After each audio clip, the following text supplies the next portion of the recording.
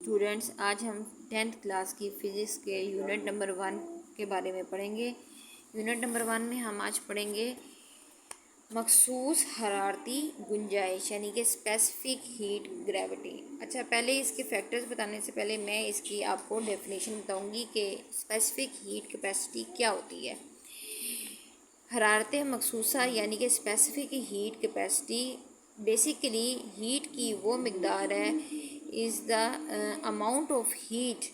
ठीक है, ये अमाउंट ऑफ हीट वो अमाउंट ऑफ हीट है जो 1 किलोग्राम मैटर का टेम्परेचर 1 डिग्री सेंटीग्रेड या 1 केल्विन बढ़ाने के लिए दरकार होती है।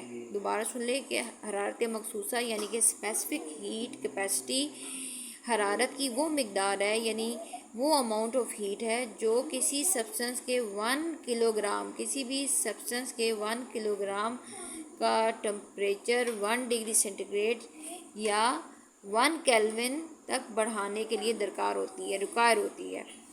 अब इसका जो इसका ऐसा यूनिट जो है वो है जाउल्स पर किलोग्राम पर केल्विन। ये इसका ऐसा यूनिट है स्पेसिफिक हीट कैपेसिटी, या जिसको हम उर्दू में हरारत मखसूसा कहते हैं। इसका जो फार्मूला है वो क्या है, Q = mc डेल्टा T।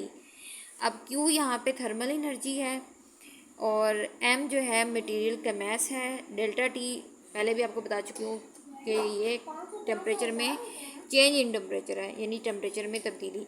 और जो C है, ये छोटा c है, ये है हरारत मखसूसा यानी कि स्पेसिफिक हीट कैपेसिटी। अब हम इसके फैक्टर्स के बारे में पढ़ते हैं कि जिस पे ये डिपेंड करती है। किसी भी मटेरियल को अगर आपने हीट देनी है तो उसके लिए 3 फैक्टर्स पर ये डिपेंड होती है कि ये क्या करना है इसका। नंबर 1 मटेरियल का मैस यानी mass of material. Number 2 change of temperature, कि आप उसको कितना टेम्परेचर में तब्दीली दे रहे हैं। और नंबर 3 है नेचर ऑफ मटेरियल, के मटेरियल की अपनी नोयत क्या है, क्योंकि कुछ मटेरियल्स दूसरे मटेरियल्स के मुकाबले में ज़्यादा आसानी से हरारत को जज़्ब करते हैं, यानी कि वो एक मटेरियल उस हीट को इतनी आसानी से कबूल नहीं करता, जबकि दूसरा मटेरियल जो है वो उसी हीट को बहुत आसानी से अपने अंदर एब्जॉर्ब कर लेता है।